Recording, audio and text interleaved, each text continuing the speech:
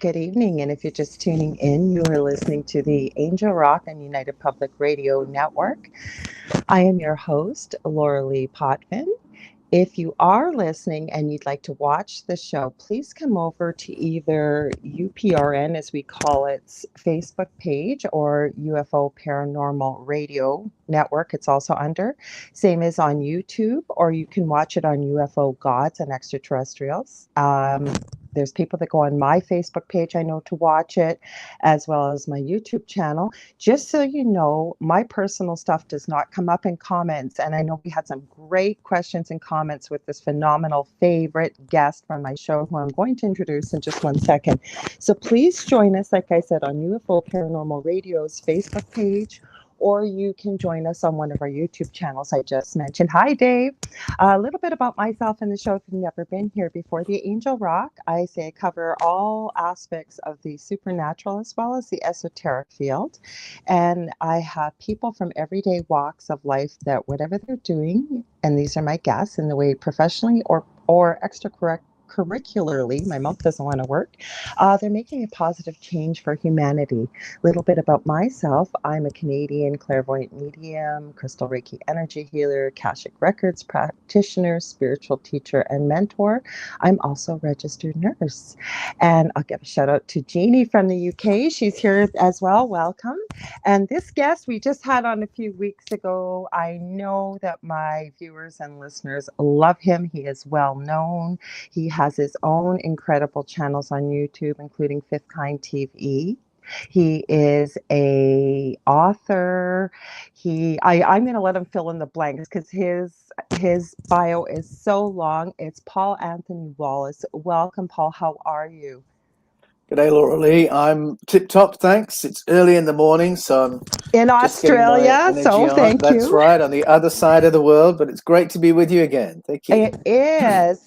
Now, I know I missed a ton. What did I miss from your bio? Because I think it was 2 shows ago, I know I messed a little bit of it up. So please feel, for anybody that doesn't know you, because like I said, you are a favorite guest on my channel here, my show. So thank you. So what did I miss in your bio? Well, people know me for my Eden series, my books in the field of paleocontact. Mm-hmm. And paleocontact is the theory that our ancestors had contact with other civilizations, with ET civilizations in the deep past. Mm-hmm. And my route into that surprises a lot of people because my background is in church ministry. Mm-hmm. 33 years in church-based ministry as a church doctor, theological educator, training pastors, and as an archdeacon in the Anglican Church in Australia. That's like the Episcopalian Church in the USA.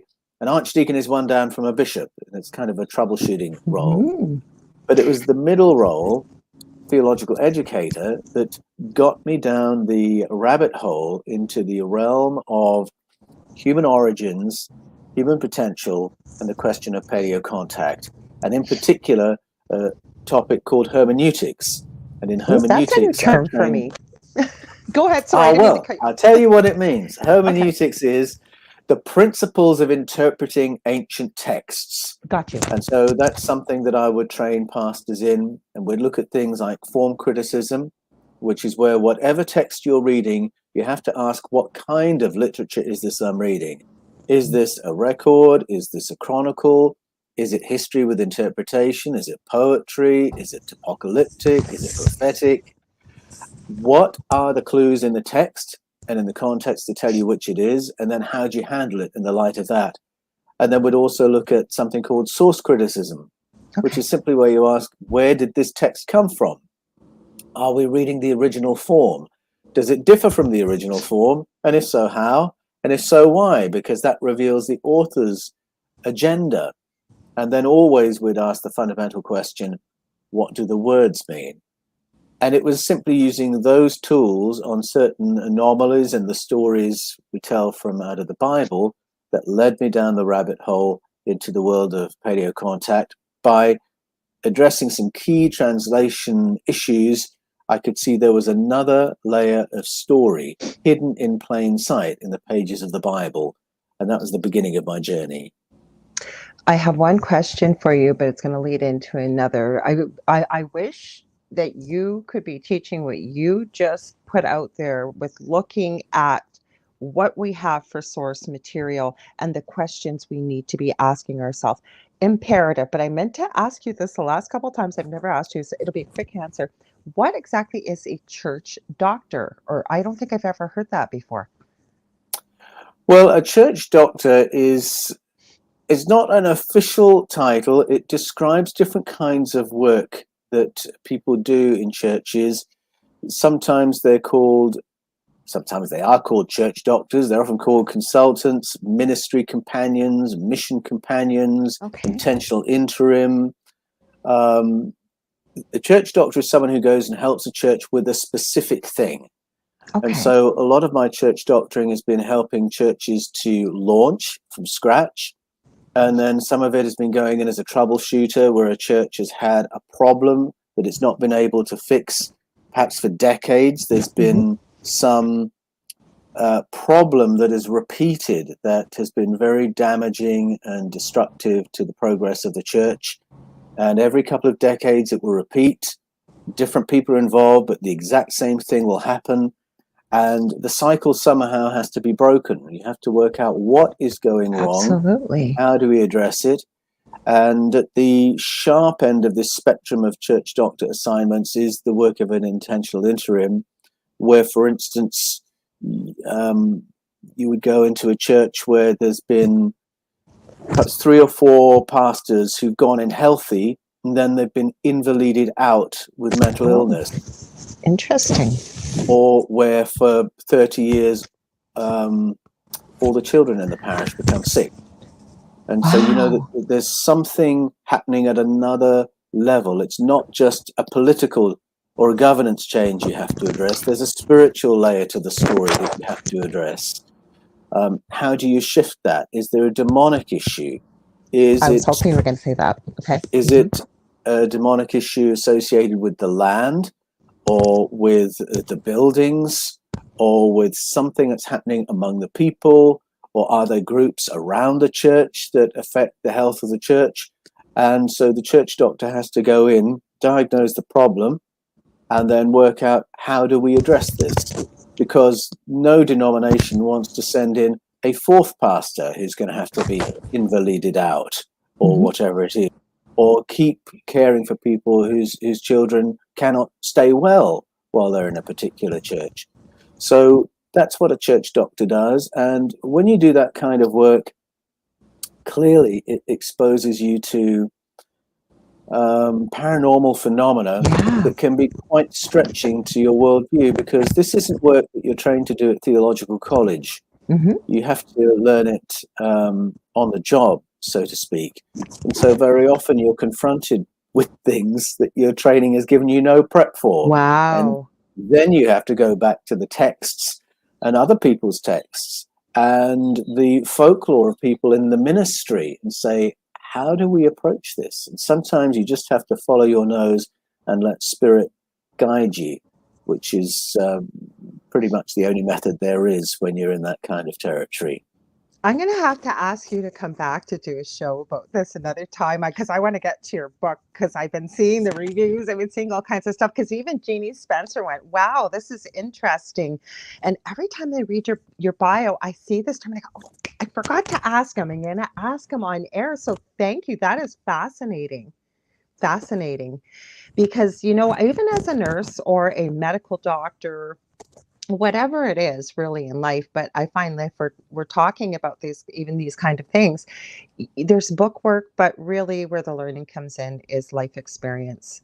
And you are right that something like this, that you haven't been necessarily, this wasn't covered in the curriculum, you've got to rely on other people that have dealt with this. What's your experience? And I imagine speaking to a variety of people and then finding something that really fits the unique characteristics, I guess, of the church that you're working with. So this is fascinating. I hope you're. Oh, go ahead. I'll tell you a little story from this realm as while we're on a roll, because it is very interesting.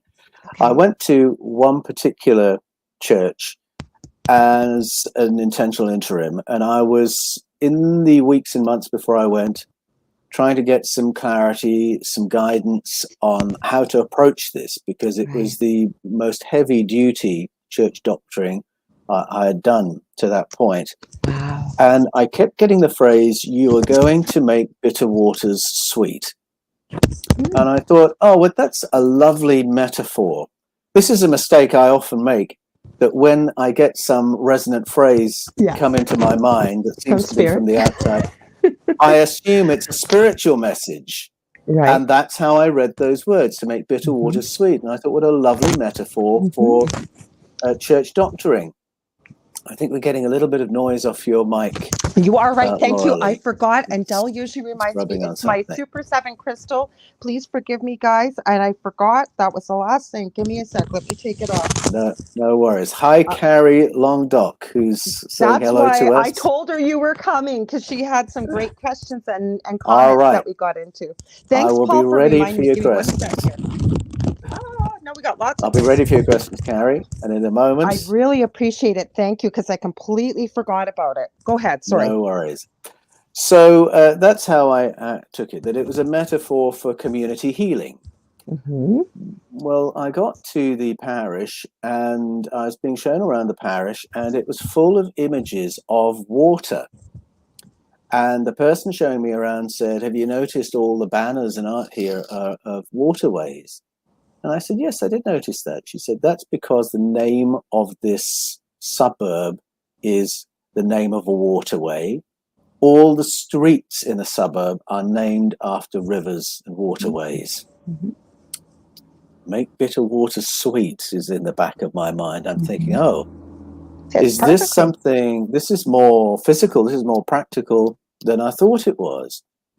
And as I got to know the history and began to hear some of the untold stories and hear some of the taboo facts about the place, I began to think the healing of the waters is something physical. It's not a metaphor at all. And I thought, well, how do I do that? I've never done that before. And who do I talk to about that?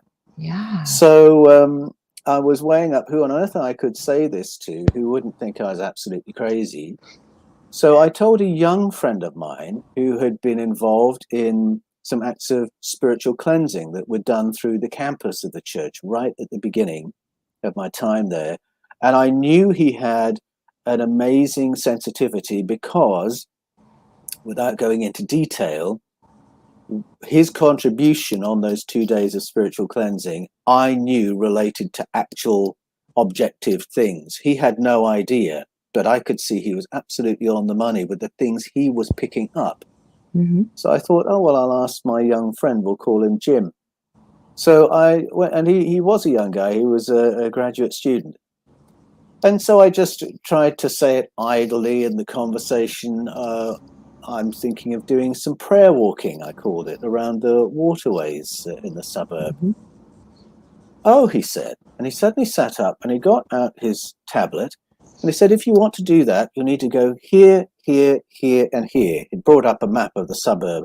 These are the 3 points where water enters the suburb. This is the 1 point where it exits. If we go to those 4 points, we'll have the whole suburb covered. And I thought, oh my goodness, I asked the right person. I had no idea. He said, I've been praying over this for some weeks. I had no idea. It was just a hunch that he was the guy I should talk to. The hunch proved correct. And then I spoke to the parish priest of the adjacent parish. And so the three of us came to a day where we simply went to those 4 points and we did everything we could think of, everything we could find in the Bible, everything we'd ever heard, every hunch we had, we followed to address the waters and seek to cleanse the waters. And if you want to know the punchline to this story, you'll have to go to my website. Good. And look it up in the explore section. But some very powerful physical things happened that showed that something shifted on that day. But it only happened because I was following my nose. I didn't have the method pre-packaged. I just had to follow the synchronicities and the guidance that seemed to come, and the outcome was incredible. I will add just to this very quickly, though, when we're dealing with evil, My story involves something that claimed to be demonic, gave me the name, gave me the spelling in a dream I remember 16 years ago, like it happened 20 minutes ago. I was raised Roman Catholic, went to Catholic school my whole life. I'd been made to go to church. I'd never heard this name before, but I never forgot it. It wasn't very long, the name. And I eventually found out who and what this was, the name. But my whole point in saying this is they don't forget who you are. They never forget who you are. And especially something so powerful and the people that you worked with the physical characteristics that you're talking about. Now, speaking of intuition, not that I was very excited always about you coming on here. You know that. I'm getting goosebumps saying this to you. This is my sign for truth from spirit. And it may not come up tonight, but I'm going to put it out there. And anybody in the chat that wants to add their input. I work with two beautiful ladies with spirit. We connect, we get little messages, kind of like what's going on with the world. Is there anything that we could be helping with or interpreting it, what have you? And one of the ladies wrote something today. She left a voice message. We have a 3-person chat. And I knew it intuitively to ask you about this. And again, it may not come tonight, but she got the message that Spirit kept waking her up during the night, telling her how important this was. Do not forget this. And it had to do with a bunch of gold shooting through the sky, falling to the ground. But the thing that really stuck with me, and all what you've just talked about, interpretation of texts and symbology on the shows that we've done together, she kept getting falling upside down fours. I kept hearing, have a seat. And I'd have to look at my notes, the other thing, but have a seat. And I didn't take, oh, we're here. It's time. We are here. And I was going to ask if you had ever heard, I tried doing some research and I couldn't find anything. Have you ever seen a symbol like that before, ever before? And I'm not meaning to put you on the spot, or if you've ever heard of anything like this before, because apparently this is imminent. It didn't feel ominous. It felt positive. And I definitely felt an ET connection to it. Well, that was the only research I got, was some of the interpretations of the upside down four, the letters E and T came up. I forget what, I thought, isn't that interesting? It was after. I'll stop talking because I know you're It's going to say very something. interesting. I don't have any insight on Okay. upside down fours. Mhm. So we'll have to go away and do some homework and come back on that. Okay, but I told her and the other lady I work with, I said, you were coming on tonight. And again, we were laughing about how spirit always gives us little puzzles, like what you were talking about with that little statement. I said, I'm going to ask Paul Yes. on air tonight. And I knew that we may not have the answer right now, but I'm putting it out there for anybody else who may hear this and feel like they have some input. I'm open to hearing. But let's get into your book. Holy cow, Paul, this book out of I'm going to call it the trilogy with the Eden series. This has been incredibly well received. Not that your other books weren't, but let's talk about that. What's been happening with your book? And we'll get into it for anybody that hasn't heard about your incredible series, if you don't mind. Well, Echoes of Eden, from my perspective as the writer, did follow on from Escaping from Eden and The Scars of Eden. I've tried to write it in a way that somebody could come to that as their first Paul Wallis book, their first Eden book, and it will make perfect sense to them. And I'm delighted to hear feedback from people who have read Echoes first, and it works perfectly well for them as a gateway book into the territory of human origins and human potential. The reason I knew I had to write it is that there were certain loose ends from the first two, Escaping from Eden and The Scars of Eden. When you get to the end of Escaping from Eden, you've followed my journey from sort of mainstream Christian orthodoxy into one where I'm teaching paleo contact. And by the end of that book, together we realized there are huge implications for not only our past, understanding our origins, but understanding our present, who we are now. What are we capable of today?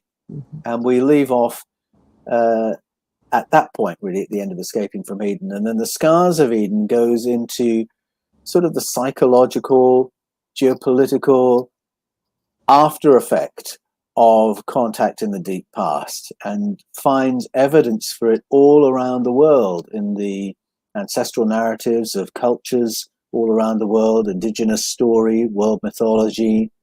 And by the end of the Scars of Eden, you realize that the answers to some of our deepest questions are maintained by the world's indigenous traditions. That if you want to find humanity's memory of ET contact, which is a phrase I keep using, it is to the indigenous peoples you have to go. If you want to find protocols for actualizing our higher cognitive abilities, which our ancestors said we had, and that theme is interwoven with the stories of human origins, then it is to our folkloric traditions, the narratives of indigenous peoples around the world that you have to go. And so that's where I go in Echoes of Eden.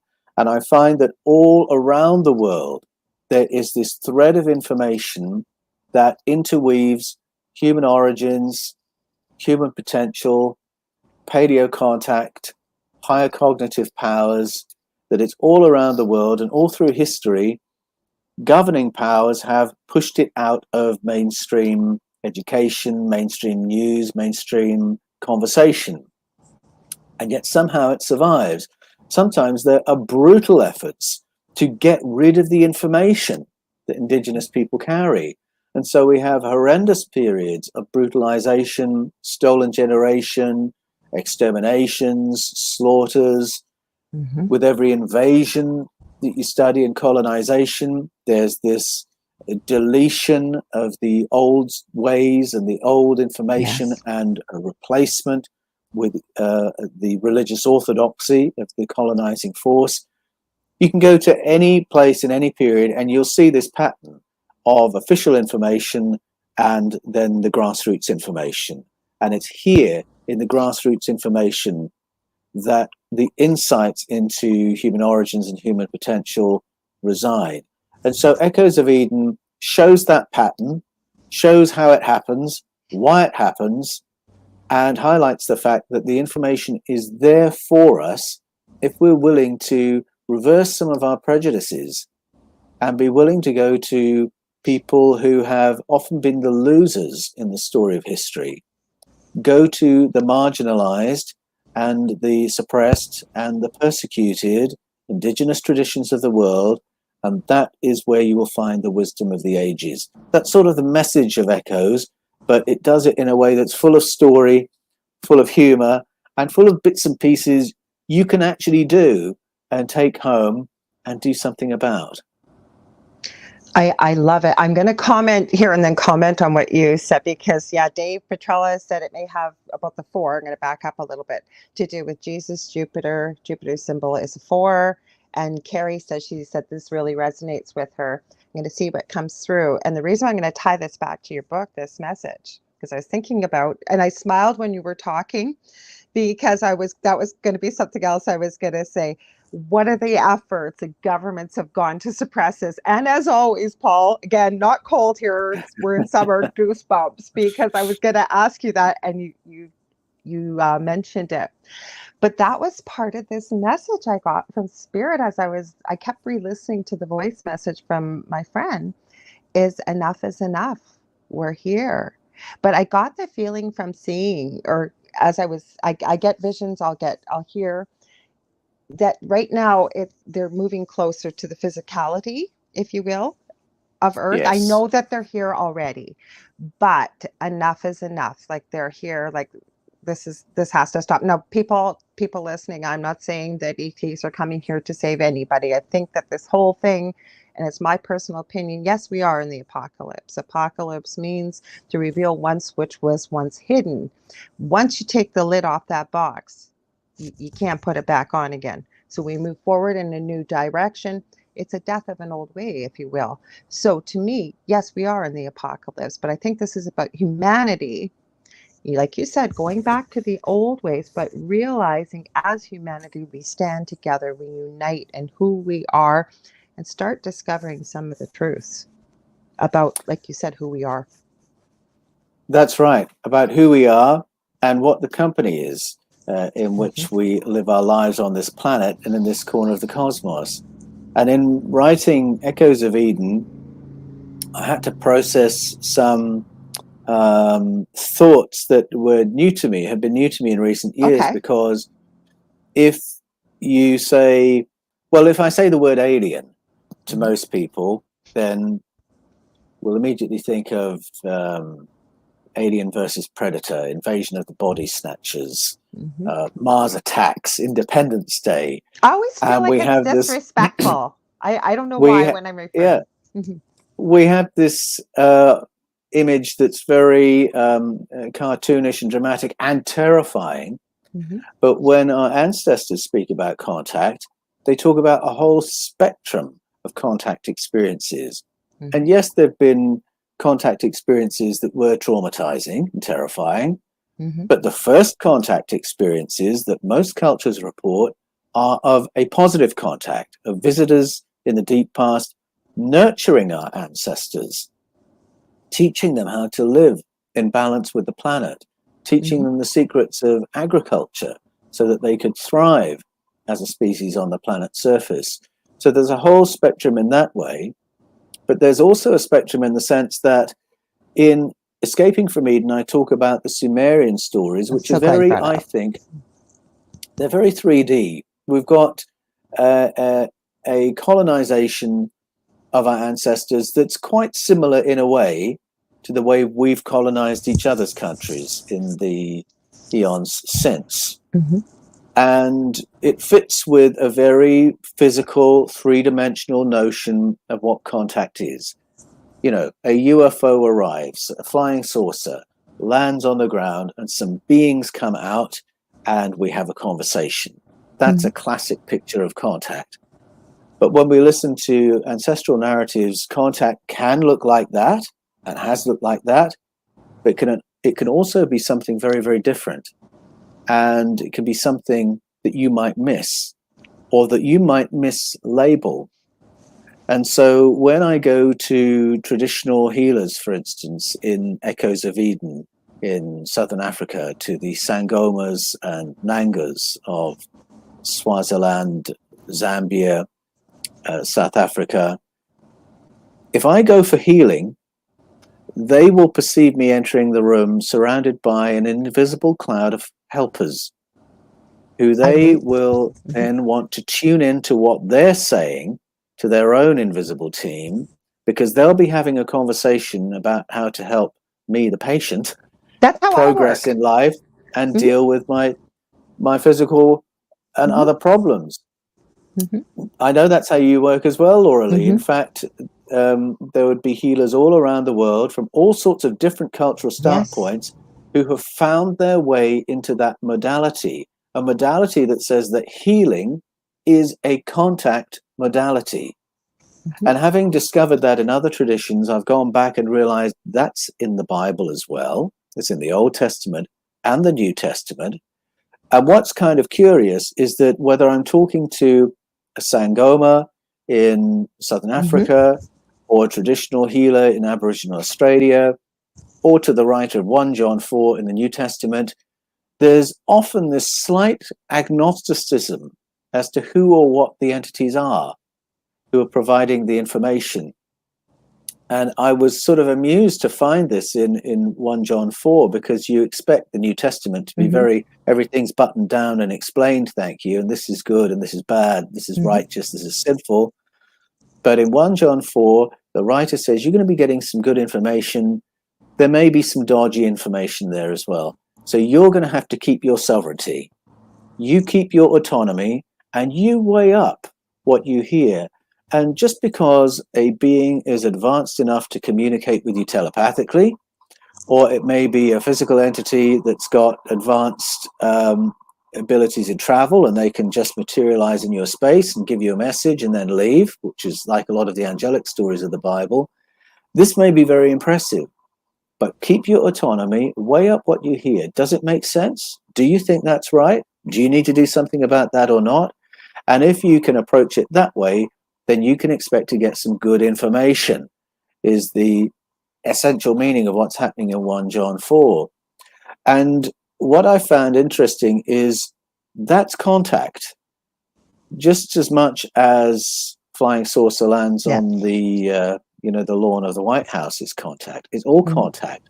Our ancestors are completely comfortable with the idea that we've got heaps of company, that they are already here, and that it's really a sideshow to wait for some kind of disclosure from government authority to say we've got company, when in fact, at a folkloric level, we've known forever Yeah. that we've got company, and we've known how to make contact in all that time. I was watching an interview. I think it was one of the documentaries you had put out with Matt. I think Matthew, I started to watch it. Now, I could be mistaken because I watch quite a bit of stuff because you've been on my partner Dell's show too. He's always got documentaries playing and stuff. Where was I going with this now? I lost my mind rambling here.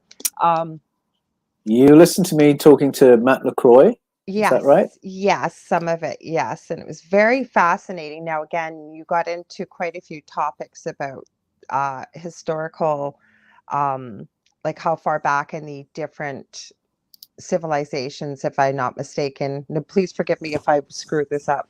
But where I'm going with this is, and again, you may not have said it on this documentary, so don't quote me, but I believe that we are about the fifth iteration of humanity. And what I want to talk to you about is, do you find that yourself? Have you found this in your research where, and it sounded, and again, like I say, I don't want to say because I've watched so much stuff, but it sounds like we get to a certain point as humanity and then we create some sort of catastrophic event and then we've got to restart again.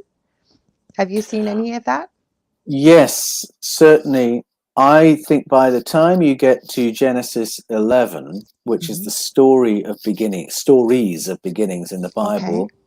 you've probably seen about 5 planetary resets. Yeah, that's what I was. That's you say it so beautifully. I'm sorry it took me so long to get there, but that's what So I mean. Mhm. what's interesting though is it's not a story of self-destruction Mhm. necessarily. Okay. So, people might think of the Atlantean story where there's a sense that things went wrong in Atlantean society. They were imploding Okay. socially, and then the planet responded with a cataclysm. And there is this feeling of, is there a lid on how technologically advanced we can get before something awful is going to happen? Hmm. And perhaps growing up in the shadow of the A bomb, you can see why Yes. that's such a resonant idea. But what I find in the Bible and in Greek, Norse, Nigerian, Sumerian story is the notion that some of our cosmic company Hmm. doesn't want a spacefaring planet Earth, doesn't Hmm. want Project Humanity to get that far. In Genesis 3, there's this struggle between two factions Okay. represented by two brothers, Enlil, who's the commander of this region of Yes. space, and Enki, who is the Yes. commander of Project Earth. And they are in conflict over how intelligent and conscious human beings should be. In Genesis 11, you've got the destruction of the Tower of Babel, and that Yes. story mirrors what happens in the Sumerian story. The way the Bible tells it, we got so clever that we could build a building that would breach the zoning laws and would build a building too tall. And we got bombed back into the Stone Age for doing that. Well, anyone reading that story thinks, what? A Hmm. building too tall, and you destroy a technological civilization because of that? Hmm. Dig a little deeper, compare the two stories, and you'll realize, no, something else is going on. Okay. First off, it's not just a building, it's a stargate. It's a place, Ah. it's either a launch pad or it is a portal for getting people who are described as observers, or Igigi in the Sumerian story, from the planet's surface to their stations in the stars. So this is spacefaring technology of one kind or another. And it was visitors, powerful ones, who come along and say, whoa, we can't have this. And then they do something to And the damage on civilization is profound at that point, because we lose our ability to communicate with each other at that Yes. point. So some kind of neurological interference is done that either means we can no longer understand each other's minds, or we can no longer use speech. It's one of the two, but it's something very violent. And you've got that echoed in other stories. You've got the story of Abasi and Atai in the Nigerian story of the Efik people, where they realize they've got a capable technological species. So we're going to make them physically ill and mentally ill in order to impede their progress. Or you've got the story of Zeus and Prometheus. Zeus is horrified that Prometheus has given the human beings technology in the form of fire. And some interpreters say it's not fire, it's firepower. And Zeus says, "You idiot, we're going to put a stop to that." And there's a planetary cataclysm implied at that point. And then you've got the story of hybridization in Genesis 6, which reoccurs in story all around the world. And this was a breaking of rank, this was a breaking of protocol, and that resulted in a cataclysm designed to genocide whoever was on the planet at that time. So you've got a number of stories that suggest human progress, and then we get knocked down by something external that doesn't want humanity that advanced. And this push-pull of how intelligent, how technological, how advanced, that conflict seems to represent itself in every age and every aeon. But certainly there's a story of previous civilizations in the Bible, and I would question whether all the civilizations have been human civilizations. There's a hint, for instance, in Genesis 9 and Genesis 11, that there was a civilization here on the planet before the separation of the continents. Well, if that's the case, that's before the dinosaurs, that's before the Cambrian explosion. That's not us. That's somebody else. And that's even more intriguing. That is intriguing, because I was grabbing a pen. I thought I should have known better. And I was ready for this. I really was. Like, it wasn't like I was rushing around. I always have the pen because I come up with questions. I wanted to ask you, in your research or personal opinion, what the reason is why you believe that we can only evolve to a certain level, and then it seems, from what you've spoken about, I'm finding this fascinating, about why it seems we almost have a reset, because if it keeps happening, or like you said, if this was before the dinosaurs, it wasn't human beings, who was it? Or, like, why does this keep happening? Because when I ask that question in my mind very quickly, I keep hearing, because Earth is a school. We're here for the development of the soul.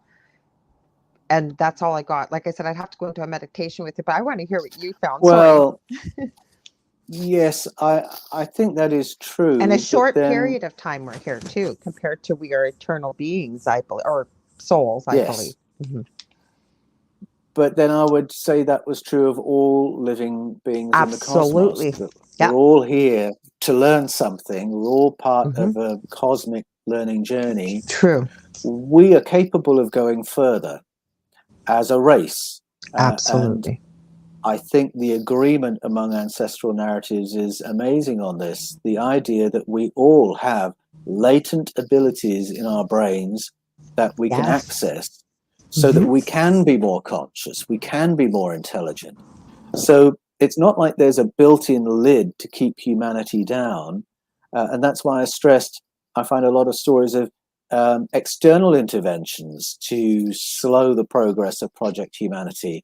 And that has to do with the non-human layer to the story. That has to do with what the ancients called the Sky Council, where there are obviously some body of arrangements and agreements among factions who have different views about how far they think humanity should go. That story of Genesis 3 repeats through the ages, where we've got factions wanting to assist us and support our progress, and other factions saying, no, we don't need them any smarter. We don't need them to know any more than they do. And I think that push-pull is even represented in something as prosaic as the congressional hearings or the Senate briefings, where within the Pentagon, there are people who want more disclosure and others who want less. It's all just an aspect of this covert layer of governance that decides how much is going to be allowed and encouraged on the planet's surface. But I think we have allies in the Sky Council, and I think we have company in the cosmos that is very comfortable with the idea of supporting our progress as a species, supporting our ascension, our becoming more intelligent and more conscious. And so that gives me a certain optimism for us. That's where I was going with that message that we started talking with the show with, that my friend had shared with me. That's what I felt like. It was like, I'm laughing and I'm smiling as you're saying this stuff, because I have an interview I did with a Canadian lawyer, believe it or not, never planned to get into spirituality or anything, claims he met his spirit guide on the street. And I tried like heck to post that interview last week. I couldn't. Everything I tried. So it's coming up next week. Finally, his name is Garnet Schilhauser. I've been talking about this interview on my shows. And he met this homeless man on the street. He said normally he would have walked around him. He'd been practicing law by this time almost 40 years in Calgary, Alberta, in Canada. And this man, he said, rather than walk around him, he said he was filthy, stinky, horrible hair, like just strings hanging, like really, really had a tough time. He said, but it was his eyes. They were this glowing bright blue. And he said the feeling of unconditional love was phenomenal. So this gentleman said something to him and went into a store, and Garnet went in the store to try and find him. Could not find him. And he said he couldn't let this thought go. The reason why I'm bringing this up very quickly, because it supports what you said. Long story short, he went back a couple days later and found this gentleman called Albert. And Albert explained that he was his spirit guide. Now, Garnet had never heard of a spirit guide, didn't know what a spirit guide was, anything. Long story short, he said he met him physically 3 times. They now communicate telepathically. And he brought up the Sky Council. That's why I'm telling this story. And I was smiling because I kept telling him in the interview, what a gift you've been given. He was taken by his guide, he claims, to heaven, but to many of these civilizations around the world, many where he claimed there were humans. He got into the Sky Council. So I guess where I'm going to go with this is, what have you found with the Sky Council? Does it relate to your book as well, the newest book? How does it interrelate? Like, how do you tie this all in? Or are we just sort of going off on a different tangent, I guess is what I'm saying. And I want to pull it back to your book. Well, I introduced the Sky Council in Escaping from Eden. And this flowed on from my realization that this word Elohim in the Bible, which is the Bible's oldest word that gets translated as God, is actually a plural, and it refers to a multiplicity of advanced beings intersecting with humanity in the deep past. We get to stories of the Sky Council. It appears a couple of times. There's a moment in the book of, I think it's 2 Kings, where the prophet Micaiah needs to advise his king on whether to progress a particular military plan. And to give him good advice, he remote views what's going on in the Sky Council. And on the Sky Council, clearly, there are a number of different entities, some physical, if we cross-refer to how they appear in other moments, and some that would appear to be archonic, energy-based beings that sort of parasite off the energy of biological life forms. Okay. So that's quite a diversity on this council. What are they doing? They're fomenting war. And that is something the Sky Council appears to do in Sumerian story, Greek story, other stories around the world. So it appears there. It appears also in the book of Job at the beginning, where you've got 2 entities who are toying with a human being in the way a naughty boy in a magnifying glass might toy with ants. This poor human being is being abused in that way as part of some little experiment. And the context of it all is this Sky Council with very diverse entities on it. So that was my introduction to it. Later, I found that others had discovered it as well and written about it. Some had tried to interpret it in a way that trying to massage it into their old world view of this Almighty God figure as the character in the Bible, whereas in fact, I think the Almighty God character, if we mean the source of the universe, hardly shows up in the Hebrew scriptures. And he certainly doesn't show up in the beginning. The God stories are stories about something else. But Sky Council, where was I going? There was something else that relates to it, which I have to come back to because I've That's forgotten where I was okay. going. I am just like enraptured here, like just I'm loving every second of this because, I never planned on working as a clairvoyant and all this stuff. It came from a paranormal experience with something explaining in Ah, a dream. Go ahead. I knew it would bring it up as I rambled. I just remembered. Go ahead. Go ahead. So the other place it cropped up in my research for Escaping from Eden, which is the beginning of my Paleo Contact series, was finding it in Scotland, or I didn't expect to find it, in the 1600s, in the writing of Robert Kirk, who was a Presbyterian minister in Aberfoyle in Scotland in the 1600s. Now, right away, I'm saying 1600s, Aberfoyle, Scotland, Presbyterian minister. That's a very conservative world. Yes. I'm describing. A very reformed, evangelical, Calvinistic type of Christianity. But Robert Kirk not only had that about him, he was a scholar and he was a pastor. And when he went to Aberfoyle, he sat and listened to the locals describe their own ancestral stories and their own ancestral experience in that part of Scotland. And he began to realize that their experience was full of abduction phenomena by non-human entities. And as he began probing into it, he realized this abduction phenomena was part of a hybridization program, and that this hybridization program had never been acknowledged at an official level, even though the people all knew about it. And so he began thinking about, why is it not acknowledged? Why is there this conspiracy of silence? Why is there this ridicule poured upon the locals' language when they describe these events? And he came to the conclusion that there is a non-human layer to the governance of the planet.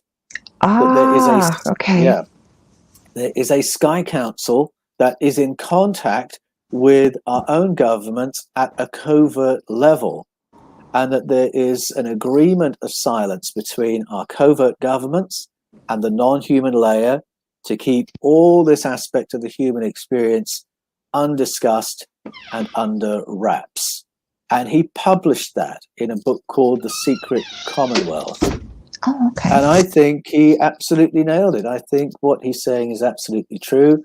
He discovered it in Scotland, but the fact is he could have gone into Ireland, Wales, Africa, the Caribbean, Greece, Europe, all around the world, the Philippines. These same narratives exist. And the details that correlate from culture to culture, they're the things that really catch your attention and make you realize that something objective has been remembered by cultures around the planet. And it relates to not only there being a Sky Council, but there being a Sky Council that is in contact with us at a covert government level, which is exactly what Hayam Ashed said 2 Christmases ago. Hayam Ashed was the Brigadier General who for 27 years was the Chief of Space Security for Israel. And he stepped forward and briefed the press 2 years ago saying exactly the same thing that Robert Kirk had said. Robert Kirk had learned it by listening to the people of Aberfoyle in Scotland. Hayam Ashed had learned it from 27 years in space security. So many questions. Like I've been writing. My mind is just like blown here because not everything that you've said is a surprise, but it's like, you go back that far. What like I could certainly say today's governments maintaining the secrecy in exchange for technological advances or what have you.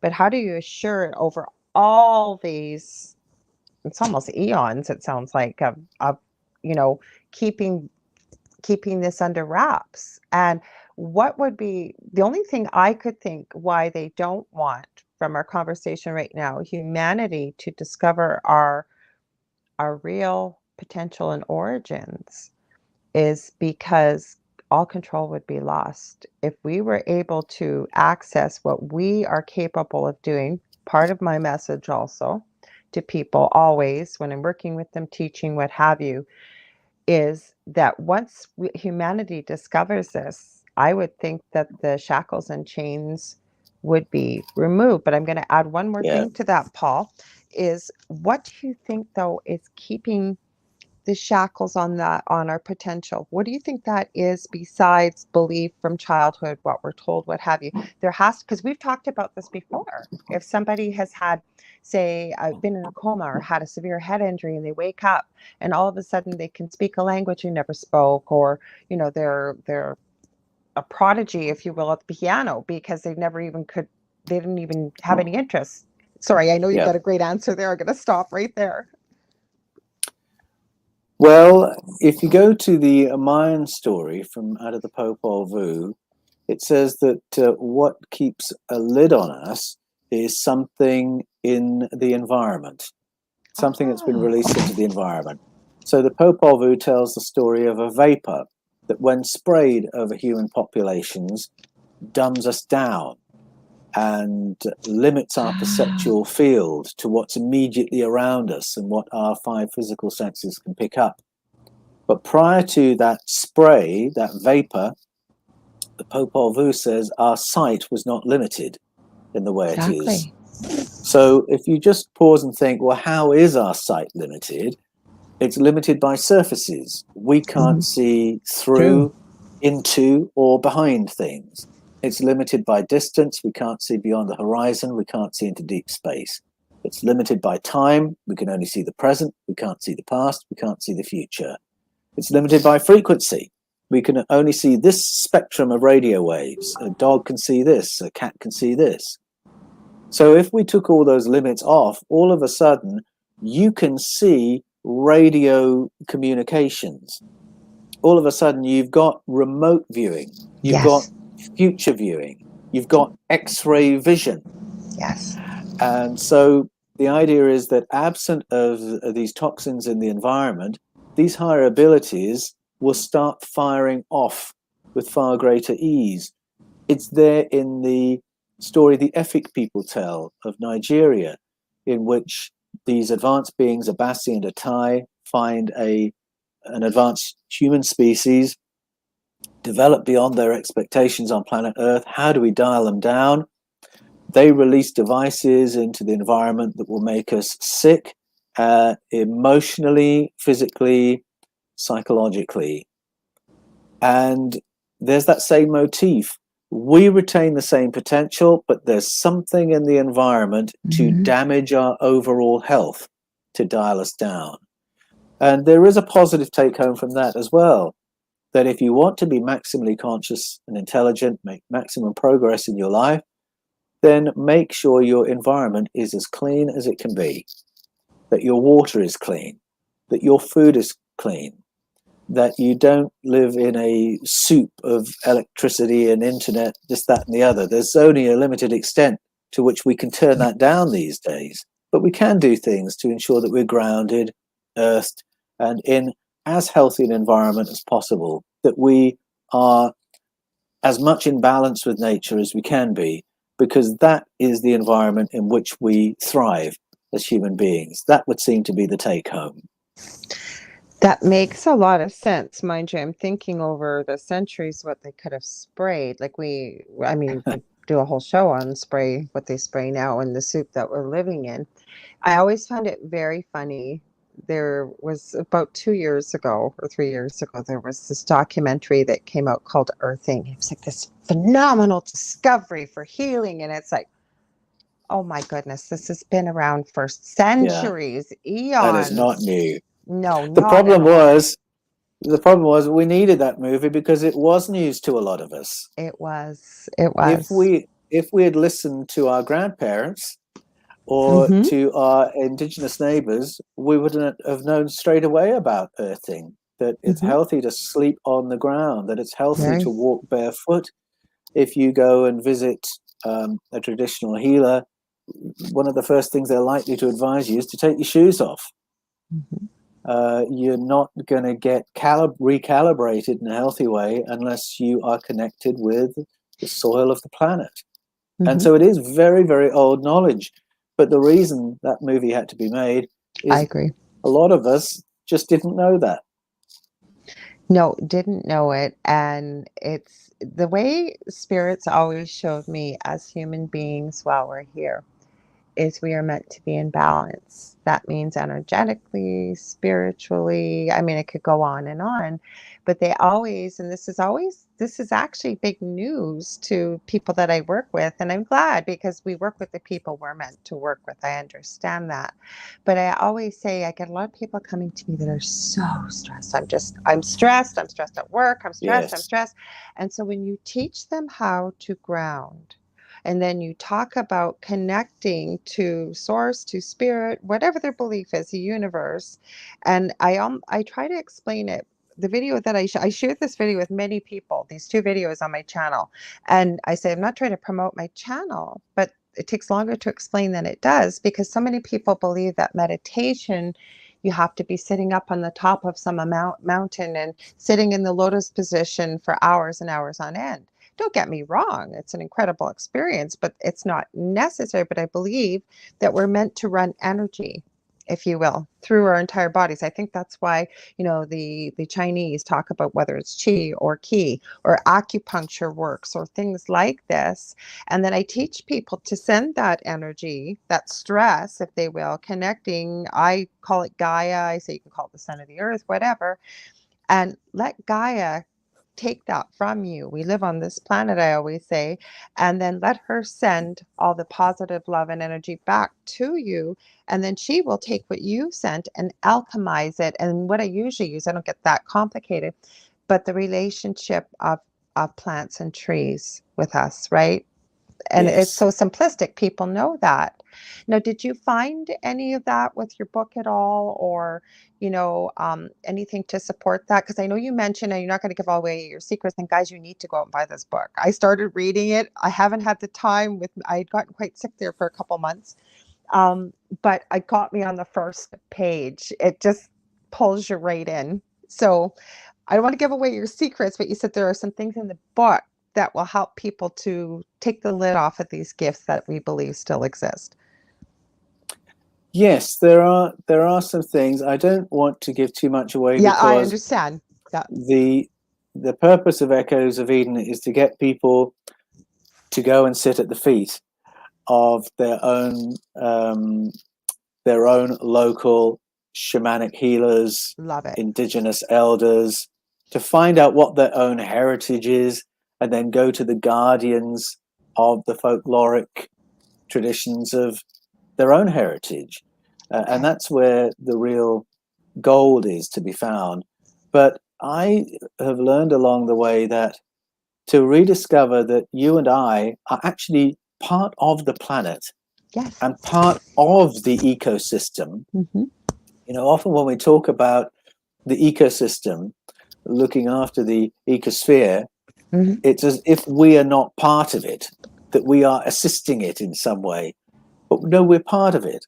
Or And parasitic, we hear, depending on whose views. well, and depending on what we're doing. Yes, true. Um, but, to go back to the stories of first contact, first contact, as reported by many cultures, is exactly that, a tutelage in how to be part of the ecosystem, how to live in balance with the planet, how to eat the plants without destroying them, how to live off the plants and ensure there's a harvest next year as well.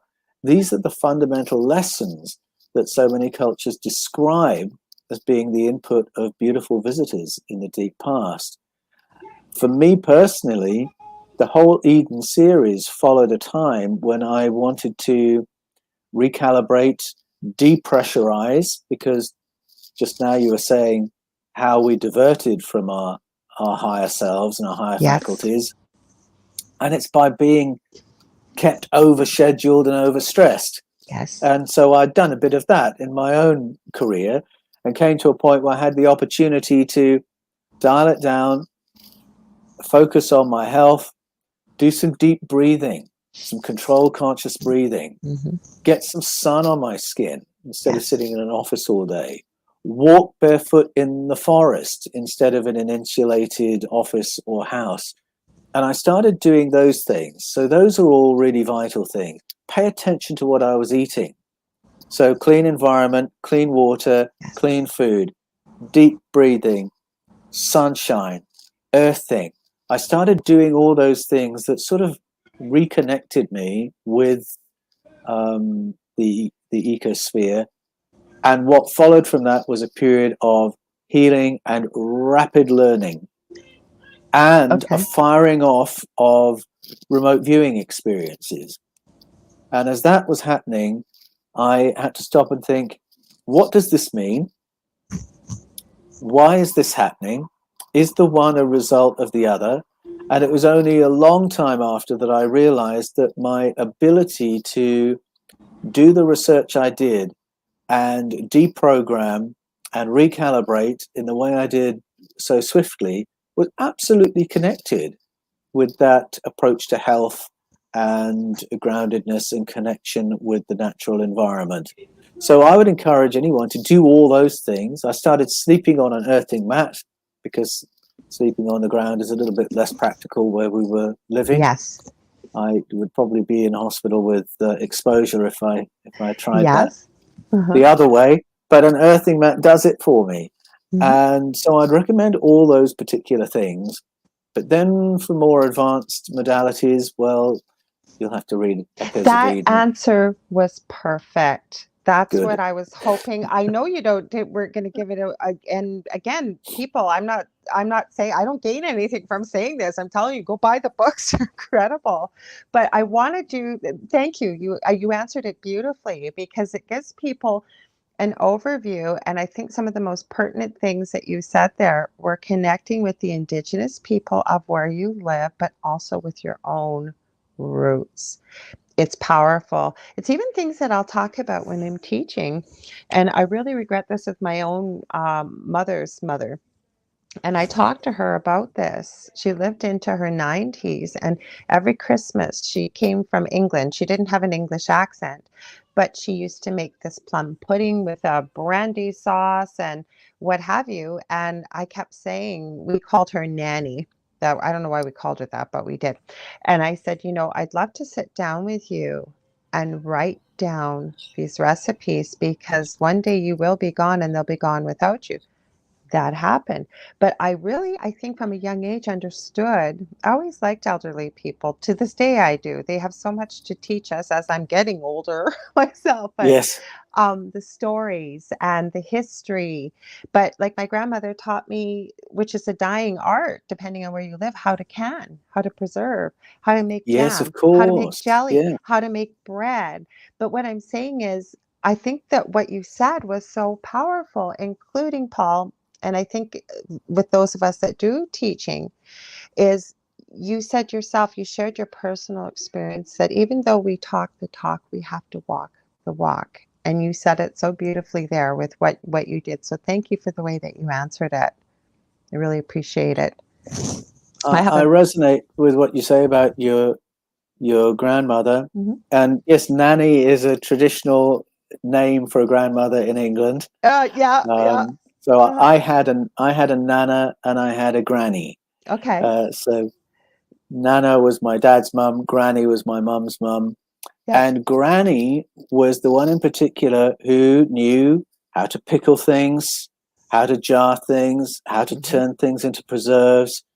And I've talked in a few of my videos about my grandma and my grandp, who they lived in a run of houses with strip gardens behind them, and they all shared the things they grew and produced. Yes, we do too. And that's how they got through the very tough years of the Depression, because they knew how to produce their own food.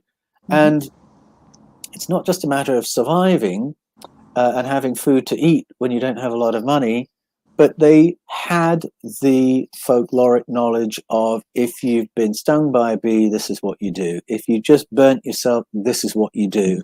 And they would have all the natural treatments available. And being born when I was always very skeptical of all the things they could offer. And now I wish I'd been taking notes, just like you were saying, Lorilei, because there was the indigenous knowledge. There was the folkloric knowledge in my own family, as recent as my grandparents, and I should have taken notes. Now I have to go looking for it, but that information is still there and still valuable and still effective. But I think we're also meant to find things when we find them, or we discover it, or we learn it, or something happens when it happens. And even though there's times when things happen where we may not like what happened, sometimes they seem pretty awful. But I always say that if we can look back with perspective, even sometimes a couple of years later, and we look back, I always find it usually makes way for something either new or something that, it moves something out of the way to make room for something else that was needed to come in. Now, people talk about that being the universe, the whole bit. But is there something more to that in your studies and your research? Is this a gift that we have to manifest from, you know, ET, or how does that work? It, What's your thoughts? Well, it probably relates to what we were talking about before, with each one of us having an invisible team of helpers, Mm-hmm. where we will get nudged towards the information we need when we need it. But I think that certainly growing up in Britain and then living in Canada and then living in Australia, Mm-hmm. I've lived largely detached from information that would have benefited me to have known all my life. Mm-hmm. And there's been such a concerted effort to distance my generation, for instance, from the inherited knowledge of my grandparents, I think we're from the around the same indigenous age. knowledge. So I'm sorry, I didn't mean to cut you Okay, off. I was going to say, I think we're about the same age, and I have to agree with you. Sorry, continue. yeah. I was listening. So I think, plan A is that our indigenous peoples are not murdered, slaughtered, and marginalized and ridiculed, and we have this information with which to live life. Plan B is that our teams will nudge us back into a place where we can get hold of that information in the moments when we need it. Mm-hmm. And I think a lot of people would put their hand up and say, I think I'm on plan B, because I'm very aware of moments where synchronicities have happened, where I have been nudged, where I have met the person who gave me the information I needed. Mm-hmm. And so it's not that all hope is lost, but it would be very much better if we listen with respect to our elders and to Indigenous elders from the get-go, because we would all benefit from it.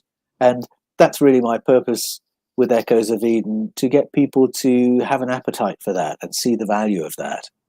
Well, I have to agree with you.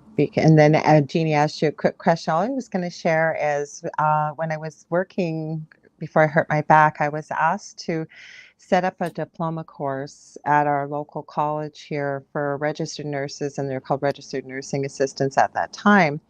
And it was how to navigate the community, because you work on yourself by yourself. You can't call somebody in like in a hospital and say, what do you think? Do we need to call the doctor? You've got to have a knowledge base.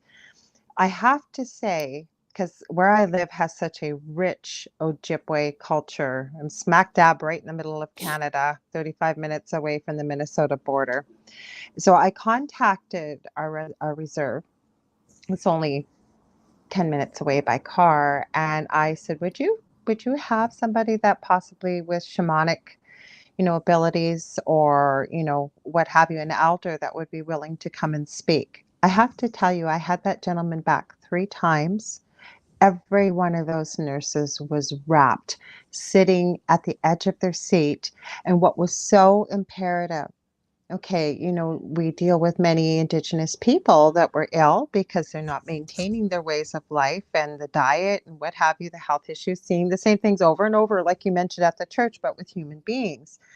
And when he got into that and how the history had been lost. He got into how they raised their children versus us, why within their culture, where I am, I can't speak for every culture. He said, we won't look into your eyes when we speak to you. So many things that as people that have not been raised in that culture would take another way. It was so eye-opening. I Mm. remember he even shared, and even before I got into this work, I've always maintained this was years ago.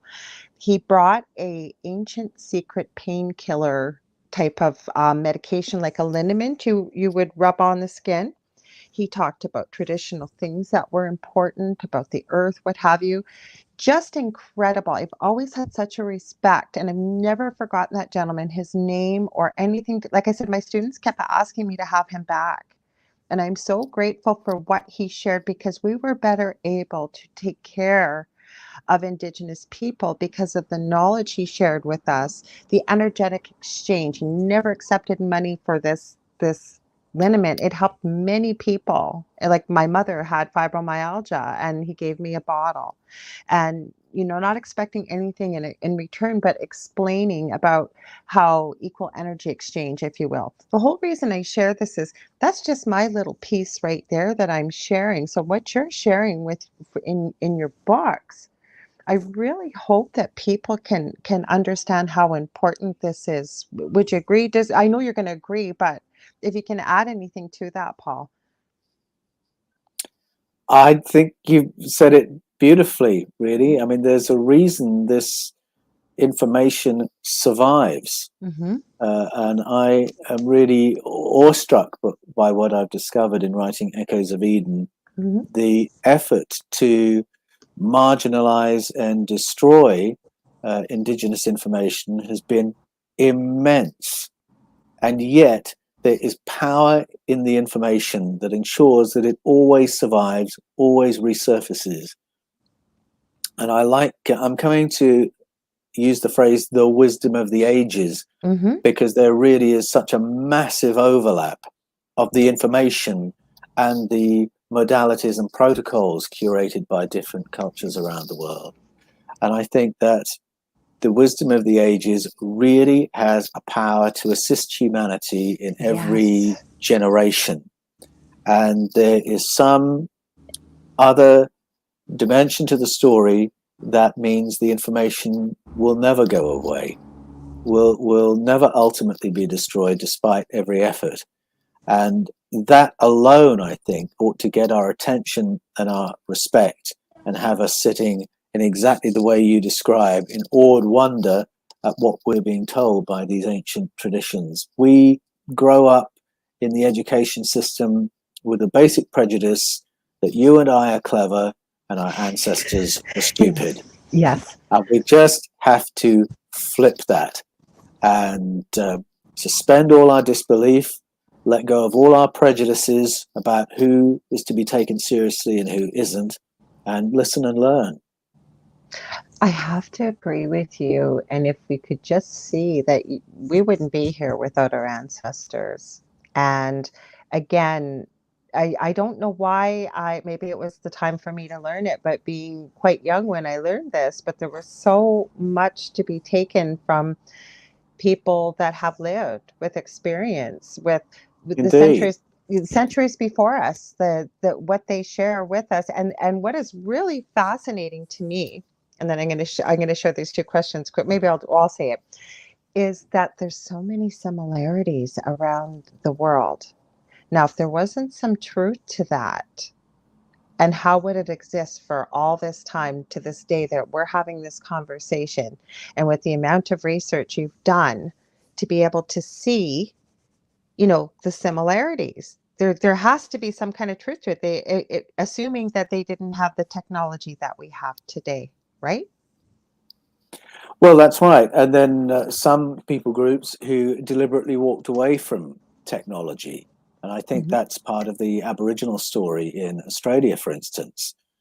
And our prejudice is if we look at a people who've made that decision, then we don't have to take them seriously. But I love your story of the spirit guide who was the street guide, Albert. because Mm-hmm. our upbringing would say, well, what could I possibly learn from somebody whose life has gone so horribly wrong that they're now a bum. They're a street person. What And can that I was learn his from them? thought. That was Well, his thought. actually, there's quite a lot. And they don't have to be your spirit guide for you to learn from them. You might learn a lot about how the world works by talking to the next street person you come across without them being your spirit guide.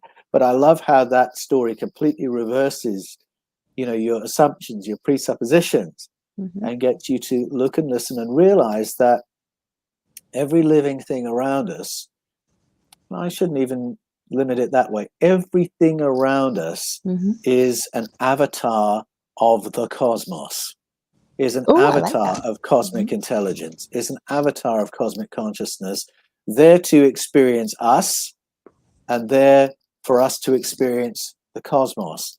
And there can be a learning in all kinds of interactions where we might not expect a learning to happen. So I'm writing a question down for you, but I want to get to Jeannie. She's in the UK. First of all, she said, I'm going to buy Paul's book. I've highlighted that. And then she put, thank you, Jeannie. She said, where did you grow up in the UK, Paul? Because she's over in the UK right now. And she likes the way you explain things. She said, very simplistic, meaning I understand what she's saying. Very easy to understand. Oh, good. Well, thank you. That's always my goal.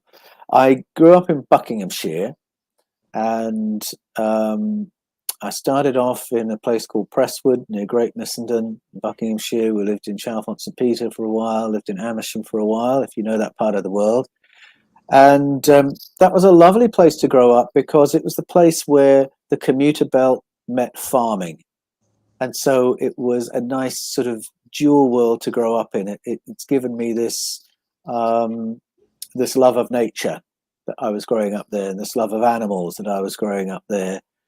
And I'll mention it also because of my school. So I never mentioned my school before, but I'll give a shout out to Dr. Challoner's school in Amersham. And I'm grateful for that school because somehow or other, all those I'm still in touch with the school, we all speak in a certain way. And it's when you try and think about what you're going to say before you say it. And I don't know how that was inculcated into us, but it was. And I think it's probably stood me in good stead as a writer. So those are my roots. Buckinghamshire is where my roots are. But I lived for a while in the city of Bath, which I absolutely love. Lived in Nottingham when I was studying theology. Worked in London, King's Cross, Camden Town for about 8 years. And then my last decade in the UK was on the south coast in Portsmouth. And by the time I'd been there 10 years, I'd realized that the south coast was the furthest north I could live in England because I'm just wired for better weather. Which is one of the reasons I'm now in Australia, for a little bit more sunlight, because I find I really do need that. And if I don't get enough of that, then I feel very funky. I hear you. She says I highlighted, she said, yes, my first manager was from Amersham. Amersham, yeah. Oh, sorry. I'm in Essex, she said, but from East London. Oh, wonderful. Well, g'day. And it's so interesting where people grow up. In Australia, I'm surrounded by a range of accents. The general accent of Australia varies very little around the country. So when you come across someone with an accent, it can stand out. And I'm always amazed by how from time to time, I'll be in some shop or some environment and I'll hear an Amersham accent. And I'll recognize it straight away. Well, it's funny about accents, though, too, because, for example, and I'm living where I've always lived. I have no problem with travel. I'd love to travel. I have no problem even with moving if the opportunity arose. But for example, people from the area, and this is with no disrespect for anybody listening, in Southern Ontario, for example, I can tell when they're from Southern Ontario. I can tell just by certain words that they say, just probably like you say. Well, there is a very distinguishable difference with people with accents from the UK or from England even. When people say where they're from. Yeah. So Canada too, though. I mean, some people like Newfoundland, I have no clue what they're saying, so I don't know how anybody else would. I missed out Canada in my story because my mum and dad moved to I Canada and remember you lived said there that. Yeah. with my brother for 10 years. So that's been Mhm. part of my story as well, commuting between the UK and Montreal. Oh, wow. Wow. I've been to Montreal. I find that the province of Quebec is, and I promise we won't stay on geography, too many more interesting things to talk about. But the province of Quebec, I went on a French exchange. I believe it was for a month when I was 14, and stayed with a family. And she came here the following month. And they didn't speak any English, so I had to learn how to speak French. But the biggest thing for me going into Quebec is it's like going to a different country, I feel. Really, really is. I don't know for yourself, maybe visiting Yeah, around it does Canada, but feel that way. And mhm. it's so historic. Yes, Um, it very. is it is an old place in Hmm. North America, and the built environment tells you that straight away. But yeah, I think you feel it in the energy of the place as well. Yes, where I live actually has quite a bit of history, including connected to the Hudson's Bay Company, the Voyageurs, and all that, because where I live is on Lake Superior. Right, I always say that it almost looks like a wolf head to me, Lake Superior, the Great Lake, without the ears. So we live kind of on the shores of where maybe the two eyes would be on a side profile. That's the Hmm. way I describe it. But we had quite a bit of history with that, as well as many landmarks, as most people do. With there's quite a bit of legend and lore, for example. And very quickly, we have a mountain about 5 minutes away from here called the Sleeping Giant, and it's called the Legend of Nanabishu or Gichigumi. And it's interconnected with the Little Niagara of the North or Kakabeka Falls on the other side of the city. Now, the reason I share this very quickly is there is a silver mine located in the water next to this mountainous structure. It indeed looks like a giant laying down. And as the legend goes, from as we're talking about stories and history, that anybody that tries to access that silver mine will perish, and nobody has been able to access that silver mine. They have indeed perished. It is one of the world's, as I believe, largest silver mines. Now, again, is there truth to it? Is there something else that's been woven into this story? It's centuries old. I don't know. Just interesting. Is there some ET involvement? I don't know. We have a very active city paranormally as well as UFO and stuff. I don't know. Hard to say, right? Intriguing. It is intriguing. Now, getting back to your book. Sorry, I didn't mean to get off here because I'm just like sitting on. I can listen to you for hours, Paul. I just every time I talk to you, we learn something new, and it stays with me. And I Oh, told you that. wonderful.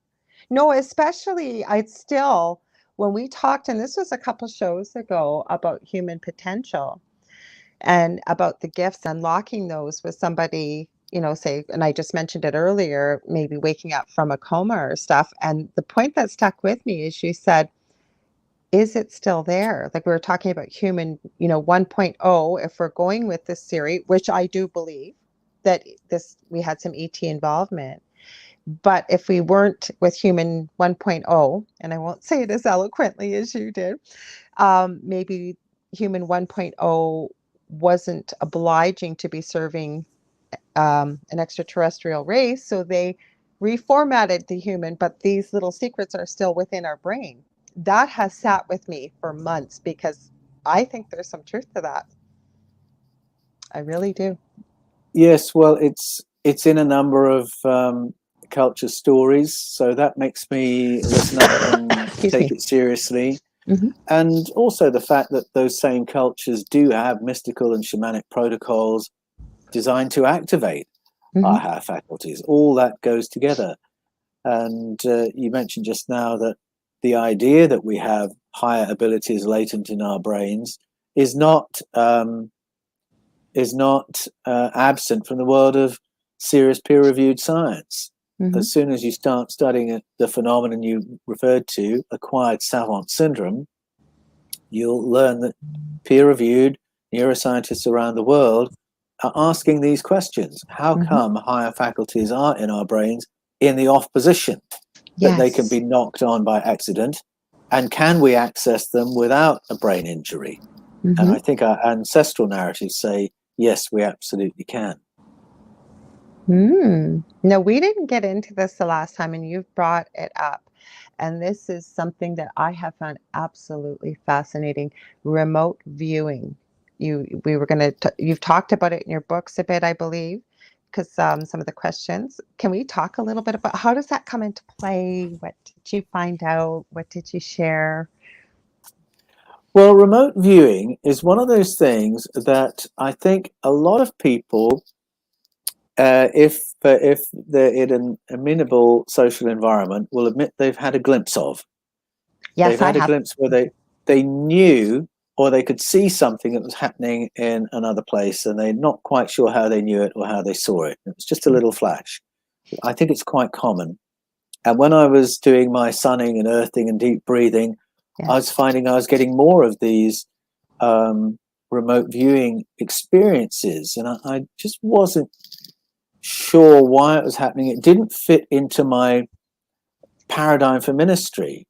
It wasn't information the Almighty was giving me so I could go and minister to a person. It was just happening randomly. That I'd be on the phone and I would know what the person looked like at the other end of the Yes. phone, and then it would be Mm-hmm. confirmed. Mm-hmm. Or someone would talk to me about another Mm-hmm. person and I'd know what they looked like and how Mm-hmm. tall they were and how they walked. I didn't need to know, it wasn't relevant in any way. And then a couple of weeks later, I see the person in real life and recognize them from what I've seen in my mind's eye. Mm-hmm. So I've had a few experiences like that of my own. And then a couple of years ago, I was doing an experiment with, in the book, I call him Carl, and he was 6 years old, and we're doing blindfold training.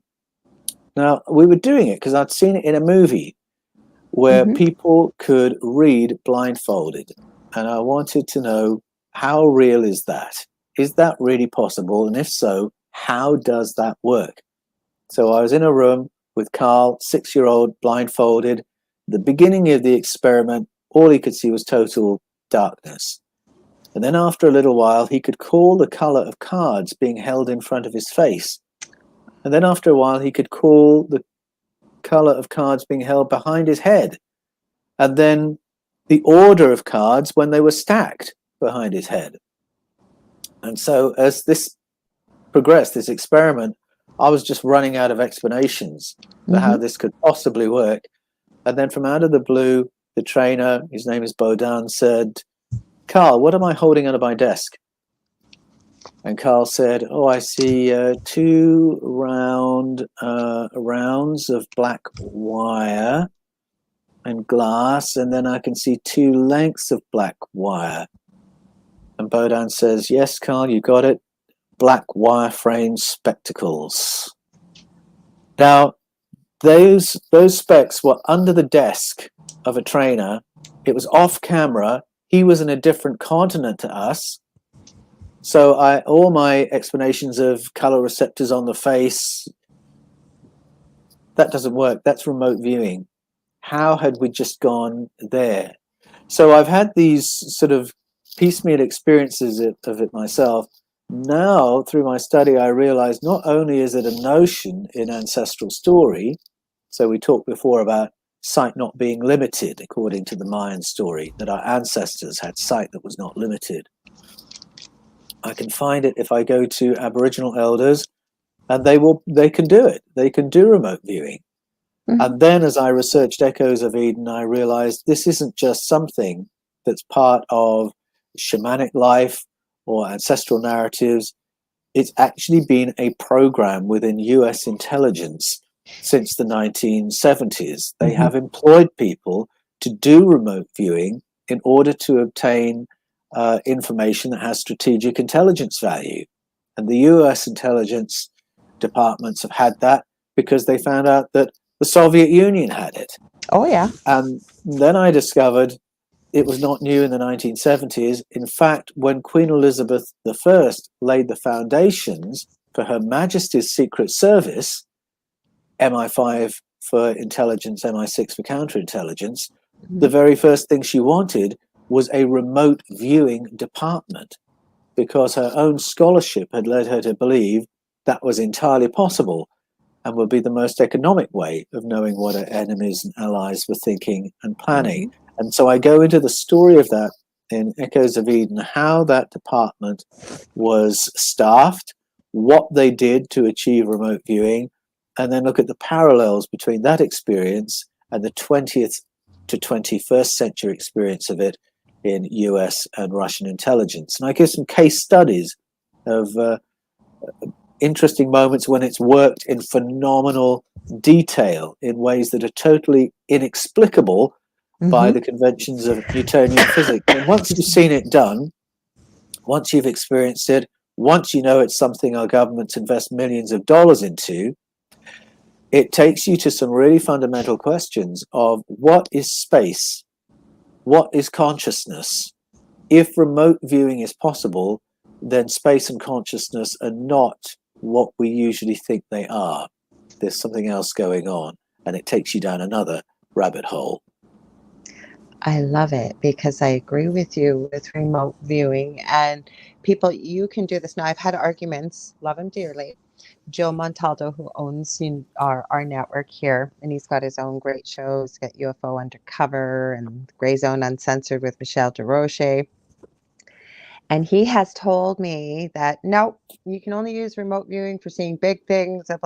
Well, I have trained, there's a Dr. Chuck Kennedy. He has a team and he works together. I think they have a 93% accuracy rate. It's been measured. But what they do is they work on cold cases, finding missing and lost children as well as people. And I took the first part of his course. So anybody can do this. There's another one, Lori, I always get her last name. She trains with Lynn Buchanan, who is part of the U.S., you know who he is, but for listeners. Yes. U.S. military remote viewing, which they claim is now defunct. My thoughts are, no way, not something that valuable. No. They're not going to get Exactly. Why would they discontinue something that was giving them information with strategic intelligence value? I agree with you, Lorilei. I just think they subcontract it these days. Well, there's a movie out there, The Men Who Stare at Goats. It was based on the remote viewing team and Lynn Buchanan. You can find videos for those listening on YouTube, him talking. He still teaches with Lori. And Lori has a page, I forget what it's called look up remote viewing on Facebook. She runs a free 4-day masterclass and she kind of get you started on it. There's various different kinds and types of things.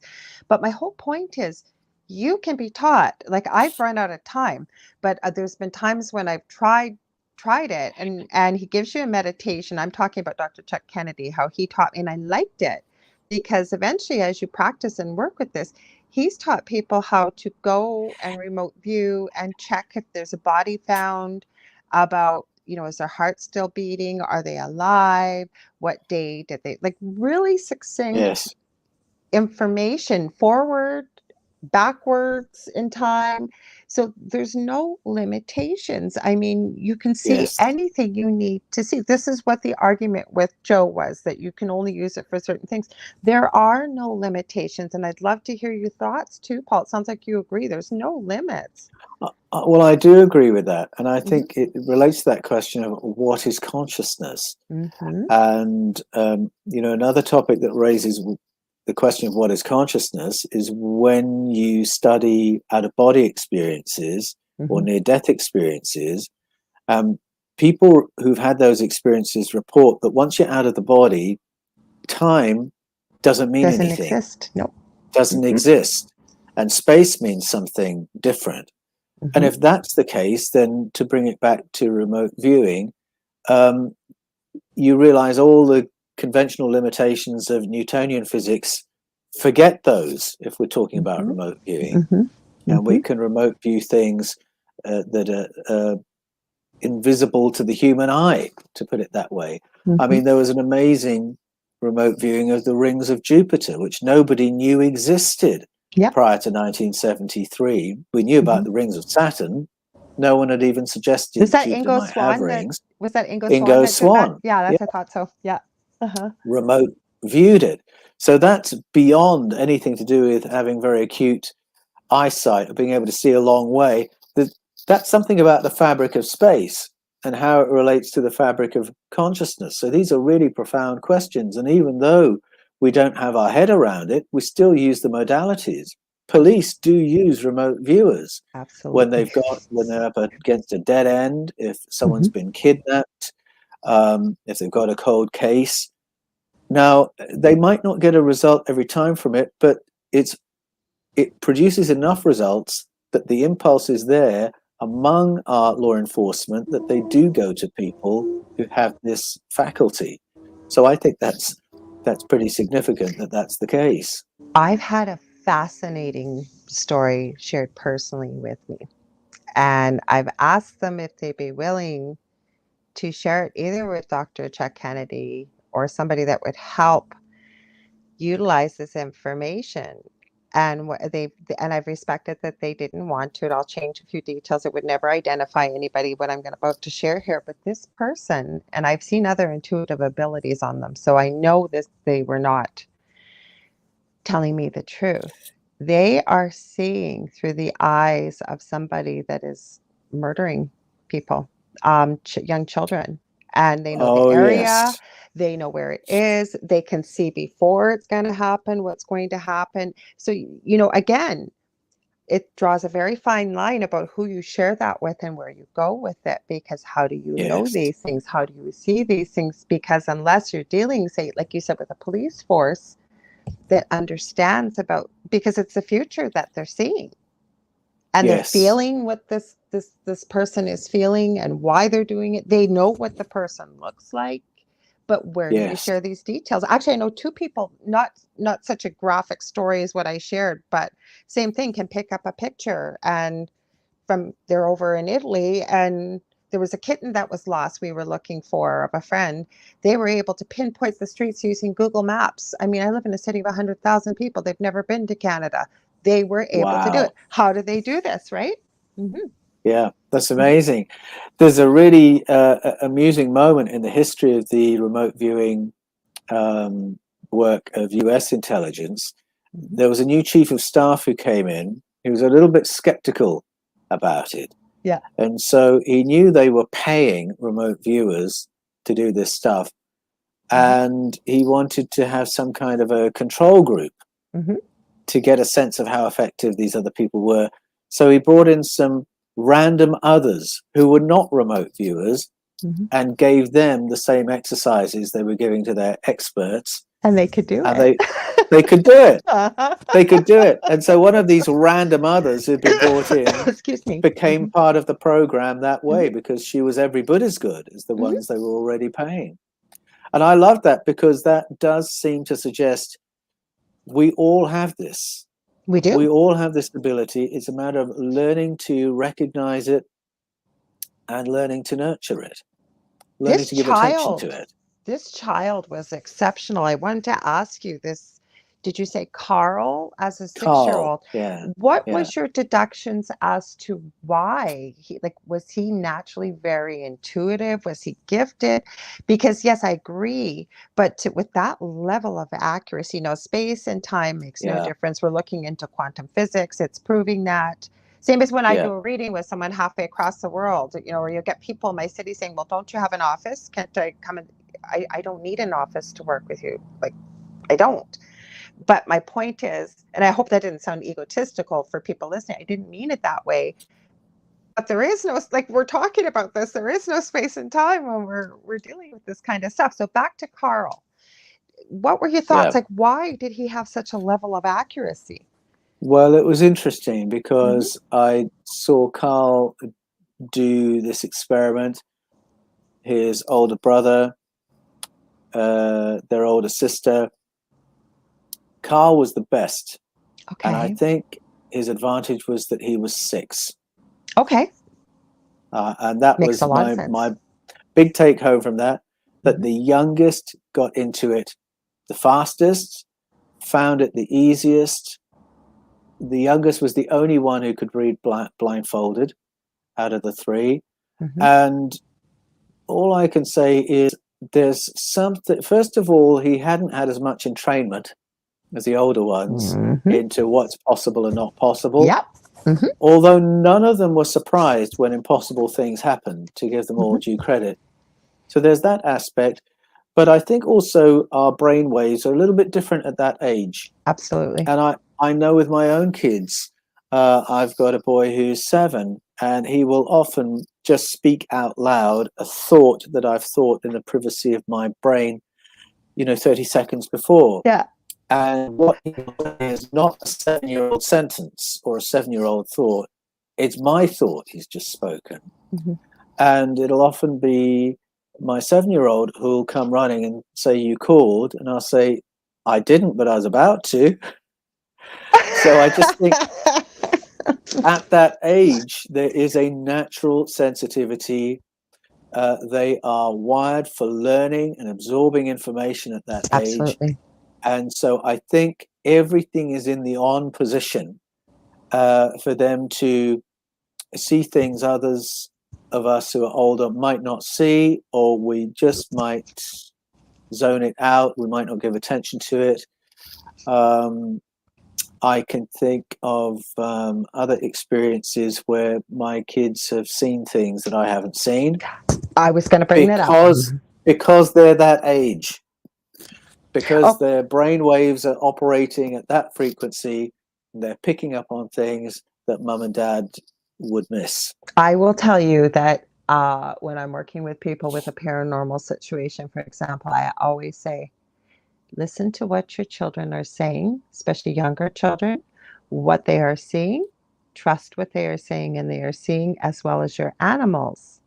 Because I truly believe, and when we start to get them to about the age of 7 or 8, that's when some of these abilities start dropping off. So my next question is, because I think that was powerful what you just said. At that age, these abilities are switched on.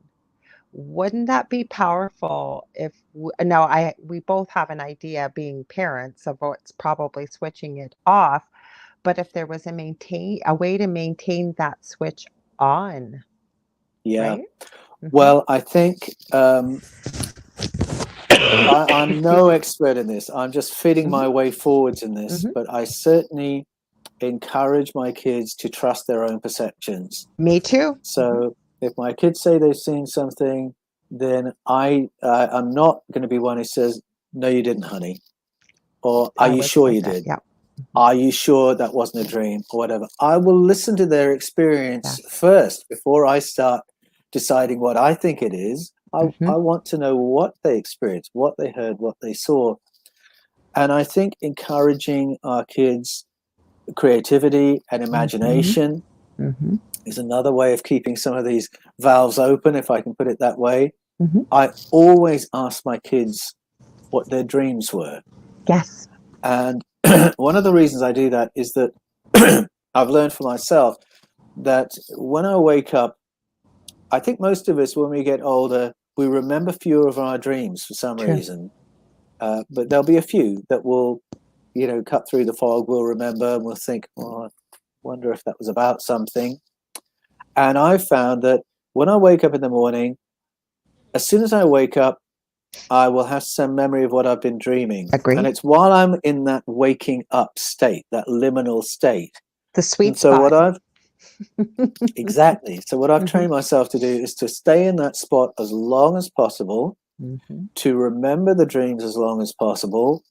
If I've got a willing family member, I would tell them the dreams while I can remember it, because I feel that I'm holding my brain waves in that liminal space for longer by holding onto that memory, looking at what I'm seeing, repeating the auditory memories. And so I encourage my kids to do exactly the same thing, because I think if you can do that, you can practice holding yourself in that liminal state, and you recognize what it feels like when you're in that liminal state. And as a preacher, I can recognize it and say there have been many moments through the years where I've been preaching in perhaps a church where I'm a guest preacher, and then I'll go into an extempore section, and I know the feeling. I'm now in a liminal space, and I'm not sure what I'm going to say. And I know that at the end of the sermon, there'll be a line of people saying, "How did you know that about us?" Because I I just love it. recognize the feeling when I'm Mm-hmm. in that zone. And it's the same feeling as when I'm holding on to my dreams. And so that's a very long-winded way of saying I always ask my kids to tell me what their dreams are, because I think it helps to keep those connectors present. I have to say, Paul, being the mother of older kids, my eldest is going to be 27 and my youngest has severe autism, but he's 24. He's very much, with no disrespect, like that precocious age of a 5 to 7 year old. But I want to tell you that, and again, I can't speak for the world, but I can tell you what you are doing will serve your children for the rest of their lives. Because my kids, even though I wasn't in tune with my abilities when they were little, I always would pick up on stuff and things that I probably shouldn't have known. But my whole point is, I can remember the day my eldest was born, and I do believe we communicated telepathically. It's the first time I've ever put this out on the show. To this day, my son, excuse me, he's part of the LGBTQ community. Not that it matters in any way, but he's not overly effeminate, but he'll play up this voice with me because we are so in sync. Now, I know that comes from parents to children, but he'll say, "Woman, get out of my head," because we will finish each other's sentences and what have you. And this one too, not so much, but there's a lot that's implied because he's my youngest is limited with verbal and auditory communication. But my whole point of this is my two boys, I did the same thing. Also, is they made it very clear, both of them, they could communicate with animals. To this day, Yes. they can Yeah. communicate. They're teaching me how to do it. Yes. So you are doing a wonderful thing. Well, my daughter is like that. Mm-hmm. And just to pick up on the telepathy point, Mm-hmm. when you have a baby, your first go-to for language is telepathy, Yes. because Yes. you don't have the verbal. Mm-hmm. You are trying to learn all the body language of your baby, Mm-hmm. but you and baby are both willing each other to understand each other. Baby Yes. wants you to know what baby needs, Mm-hmm. and so it's our first go-to. Mm-hmm. You mentioned talking with animals. My daughter Evie's like that, and Aw. another thing I do is to try and encourage their imagination. And there is a crossover between imagination and receptivity to information that's coming from the They wider go hand field. in hand, I believe, though. They absolutely do. Mm-hmm. So I think if you don't know how to connect with the field, then just encourage your and others' imagination. And I was one evening, I went upstairs to check on the kids before going to bed, make sure they were asleep. And my girl Evie was 10 at the time. She wasn't asleep. So I went in to kiss her goodnight and tuck her in. And she said, I don't know if I shared this story with you before. She said, I was just thinking that there could be, I don't know if she said ETs, but that's what she meant, Yeah, you beings haven't told from me this. somewhere else in the cosmos, hovering over our part of Canberra. Mm-hmm. And I imagined that they were laughing at us because we live on the surface instead of underground. And they were laughing at us Wow. because everything we use is stuck to the ground because we haven't worked out how to master gravity. Wow. And I thought, oh, crumbs, that's quite an advanced thought for a That's 10-year-old. She powerful. said she imagined it. And I said, yeah, I can imagine that too, Evie. And then I said, and that could actually be happening, couldn't it? Mm-hmm. And she said, yes, I thought that too. And I thought, oh, I'm so glad I said that, because what she was Mm-hmm. telling me was she believed that was happening right now, but she Mm-hmm. didn't want to say it straight out. She Yes. said, I can imagine. Mm-hmm. I said, I can imagine it too, and that could be real. And then she said, yes, I think so too. And so that made me realize that imagination and perception of things beyond our immediate realm, they do go hand in hand. And if we want our children to maintain their higher faculties as they grow up, Yes. then encourage their imagination, encourage them to speak it, Absolutely. encourage them not to expect that we will put what they said in some tiny box that makes it irrelevant. You handled that beautifully, and I love that story. We are out of time, Paul. I hope you will come back. Like I said, there was people talking about what we first talked about. I could talk to you for hours. I'm so grateful you were here. Where can people find you, your books, your channels, everything like that? You can find me on the Paul Wallis channel on YouTube and on the Fifth Kind on YouTube. I'm in the comments every day having conversations with people. And for my books, you can go to Amazon, Kindle, Barnes & Noble, Hive, Book Depository, wherever books are sold. You'll find Escaping from Eden, The Scars of Eden, Echoes of Eden. And if you want to get into conversation with me, you can come to my website, which is paulanthonywallis.com, Anthony with an H, Wallis, Wallis, paulanthonywallis.com, where I do coaching and get into conversation with you there. I am so grateful. I hope you will come back every time. Like I said, I'd love to. I love our conversations. So do I. My audience loves the conversation. I know I got to go to my Facebook page. Everywhere else, there's going to be a ton of questions and comments, and I love it. If you guys want to find me, you can find me on facebook.com/The Angel Rock. I've got 2 groups on Facebook. I'm on all social media profiles, YouTube channel. But the 2 groups are Paranormal University for all things paranormal, Angel Rocker Tribe for more of some of the esoteric things we talked about tonight, but they kind of intermingle. Jeannie says, fantastic, Paul. I want to let you guys know next week, I will be here. I'm hoping to interact with you. But the interview I referenced that I've been trying to upload, I've got it uploaded, is exactly what I talked about with Garnet Scholhauser. He wasn't able to make the show live, but we pre-recorded it, and it's going to be some stimulating, interesting conversation. We talk about what we believe happens when you die and all kinds of things. So I hope you'll join us. So be back next week, same time, same space. Paul, I can't thank you enough. I love talking to you. Lorilei, it's been an absolute pleasure. I look forward to next time. I can't wait. And everybody here, thank you for being here wherever you are. Good morning, good afternoon, good evening. And lastly, remind you, if you didn't catch the live show, you can listen to us anywhere. You can see it on our YouTube channels, but you can listen to us anywhere where podcasts and live talk radio is, or even pre-recorded, but you can find us. Anyways, see you next week, everybody. Again, Paul, thank you so much.